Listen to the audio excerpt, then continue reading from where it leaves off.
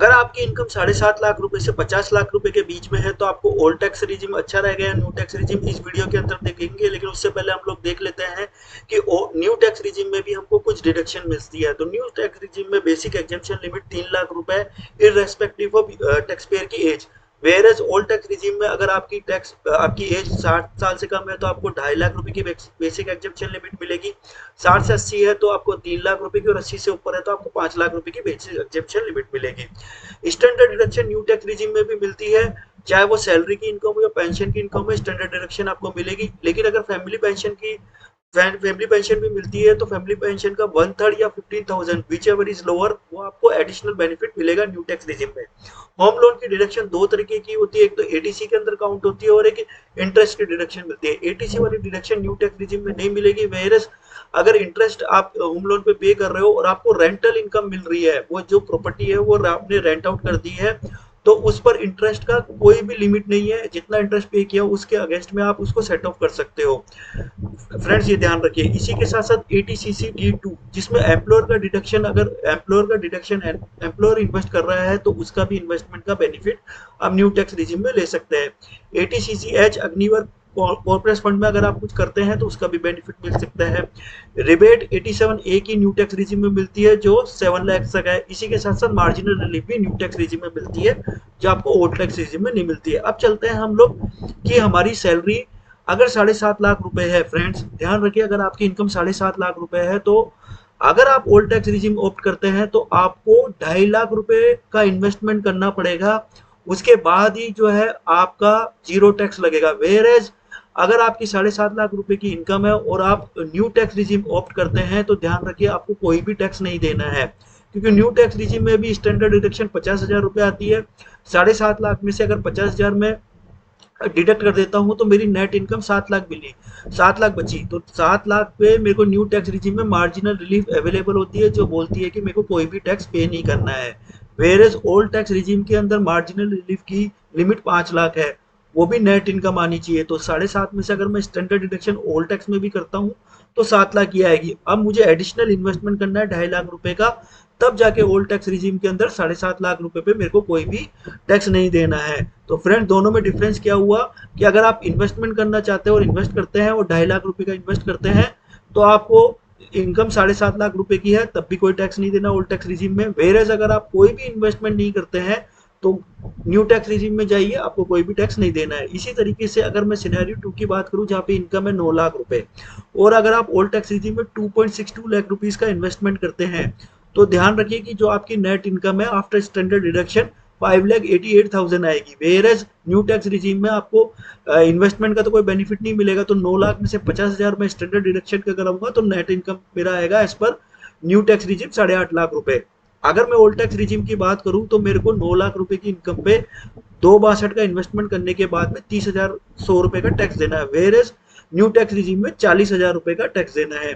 तो अगर आप ये प्रोविजन करते हैं कि 9 लाख रुपए की इनकम होने पर 2,60,000 का आप इन्वेस्टमेंट करते हैं ओल्ड टैक्स रिजीम में, तो फिर आप ओल्ड टैक्स रिजीम में जाइए क्योंकि उसमें आपको 9,900 का बेनिफिट मिलेगा in compare to new regime. Friends इसी के साथ बात करें, अगर 11 लाख रुपए की इनकम है और मैं 3,25,000 रुपए का इन्वेस्टमेंट करता हूँ ओल्ड टैक्स रिजीम के अंदर तो मेरी इनकम आएगी 7,25,000 रुपए नेट इनकम, जिसपे मुझे टैक्स देना है after standard deduction. Versus new tax regime में तो आपको पता है कि इन्वेस्टमेंट का कोई फायदा नहीं है, तो 11 लाख में से 50,000 स्टैंडर्ड डिडक्शन घटाऊंगा, 10-50 का मेरा न्यू टैक्स रिजीम में नेट इनकम आएगी। तो अगर मैं ओल्ड टैक्स रिजीम में जाऊंगा तो 57,500 मेरे को टैक्स देना है, वेरेज न्यू टैक्स रिजीम में 67,500, तो 10,000 रुपए का डिफरेंस है। लेकिन उस 10,000 के डिफरेंस के लिए आपको 3,25,000 का इन्वेस्टमेंट करना पड़ेगा। फ्रेंड्स अगर हम इसकी कैलकुलेशन देखना चाहें तो हम यहाँ पर देख सकते हैं कि जो सिनारियो 3 है जहां पर इनकम 11 लाख रुपए है मेरी, तो इन्वेस्टमेंट अगर 3,25,000 का करता हूं तो मेरी जो मेरी स्टैंडर्ड डिडक्शन के बाद में नेट इनकम आ रही है ओल्ड टैक्स के हिसाब से 7,25,000 आ रही है। अब मैं ओल्ड टैक्स के हिसाब से अगर मैं इसका कैलकुलेशन करना चाहूँ तो ध्यान रखिए कि ओल्ड टैक्स में क्या है कि आपका जो स्लैब है वो कुछ इस तरीके से है। स्लैब में ओल्ड टैक्स के अंदर आपको 2.5 लाख रुपए तक कोई टैक्स नहीं देना है, 2.5 से 5 तक 5%, 5 से 10 तक 20% और 10 के ऊपर 30%। तो यहाँ पर अगर मैं कैलकुलेट करूँ तो मेरे को 7,25,000 की मेरी ओल्ड टैक्स रिजीम में जो इनकम आ रही है उसमें से मेरे को फर्स्ट 2.5 लाख पे तो कोई टैक्स नहीं देना है, 2.5 लाख पे कोई टैक्स नहीं देना। उसके बाद में जो रिमेनिंग 4.75 बचा, उसमें नेक्स्ट 2.5 लाख पे मेरे को जो टैक्स देना है वो इस स्लैब के हिसाब से 5% का देना है। फिर जो मेरा 2.25 बचा, 4.75 में से 2.50 तो चला गया जिसमें मैंने 5% दिया, 2.25 बचा, उसके अंदर मेरे को 20% का जो है डायरेक्टली टैक्स देना होता है। तो इस तरीके से जो मेरी टोटल टैक्स का अमाउंट आया 57,500 आया। Whereas new tax regime में क्या होगा कि 3 लाख तक कोई टैक्स नहीं देना। फिर जो भी नेक्स्ट 3 लाख रुपए आ रहा है उसमें स्लैब है 5, 10, 15, 20 ऐसे बढ़ती चली जाएगी। तो यहाँ पर 3 लाख पे कोई टैक्स नहीं देना, रिमेनिंग 7.5 बचा, तो फर्स्ट 3 पे मैं 5% टैक्स दूंगा, नेक्स्ट 3 पे फिर मैं अपना जो है 10% टैक्स दूंगा, और फिर जो रिमेनिंग बचा उस पर मैं अपना 15% टैक्स दूंगा। तो इस तरीके से 67,500 आएगी। तो जो भी आपके लिए बेनिफिशियरी होती है आप उसको चूज कर सकते हैं। इसी तरीके से अगर हम समरी पे जाएं और मैं ये बोलूं कि मेरी इनकम 50 लाख रुपए है, तो मैक्सिमम डिडक्शन जो मेरे को इनकम टैक्स रिटर्न में मिल रही है वो 4.25 लाख रुपीस की मिल रही है ओल्ड टैक्स रिजीम के अंदर। अगर मैं वो सारी की सारी ले लेता हूँ तो न्यू टैक्स रिजीम में मेरी net income after standard deduction 45,25,000 आ जाएगी। Whereas net income new tax regime में नेट इनकम आएगी 49,50,000, जो कि केवल स्टैंडर्ड डिडक्शन का मेरे को बेनिफिट दे रही है। तो इस केस के अंदर जो मेरा ओल्ड टैक्स रिजीम में जो टैक्स बनेगा वो 11,70,000 बनेगा, जबकि न्यू टैक्स रिजीम में 11,85,000 बनेगा, 15,000 रुपए का डिफरेंस। तो अब आपको क्या डिसीजन लेना है कि आपको 4,25,000 का इन्वेस्टमेंट करके 15,000 रुपए का टैक्स सेविंग करना है, या आपको 4,25,000 नहीं मतलब इन्वेस्टमेंट नहीं करना है और आप 15,000 रुपए ज्यादा टैक्स देना चाहते हैं। अगर आप फ्यूचर प्लानिंग कर रहे हैं, आप इन्वेस्टमेंट कर रहे हैं डिफरेंट डिफरेंट जगह, तो फिर ओल्ड टैक्स रिजीम में जाना बेटर है। बट अगर आप को कोई आपने ऑलरेडी सेविंग कर चुके हैं आप, और आपको इन्वेस्टमेंट करने का मन नहीं है, इस 4,25,000 को आप कहीं ऐसी जगह इन्वेस्टमेंट करना चाहते हैं जहाँ मतलब इनकम टैक्स के अंदर डिडक्शन नहीं मिलती है, जैसे आप शेयर मार्केट में इन्वेस्टमेंट करना चाहते हैं, या आप इससे कोई प्रॉपर्टी परचेज करने के लिए आप इसको सेव करना चाहते हैं, अपने बैंक में ही रखना चाहते हैं। वो सब पॉइंट ऑफ व्यू से आपको डिसीजन लेना पड़ेगा कि आपको ओल्ड टैक्स रिजिम में जाना है या न्यू टैक्स रिजिम में जाना है। ध्यान रखिए फ्रेंड्स, यहाँ पर देखिए कि अगर 4,25 मेरा अगर सैलरी 16 लाख रुपए है, अब मैं 4,25 का इन्वेस्टमेंट कर रहा हूँ, मेरी मतलब सैलरी 16 है, उसमें से मैं अपना लगभग 25 से लेकर 28% का इन्वेस्टमेंट कर रहा हूँ, तब जाके मुझे ओनली 15,000 रुपए का टैक्स का सेविंग होगा in comparison to old versus new के अंदर। तो ये आपको डिसीजन लेना है कि आपको वो 4,25,000 का इन्वेस्टमेंट करना है, या वो 4,25,000 को आप,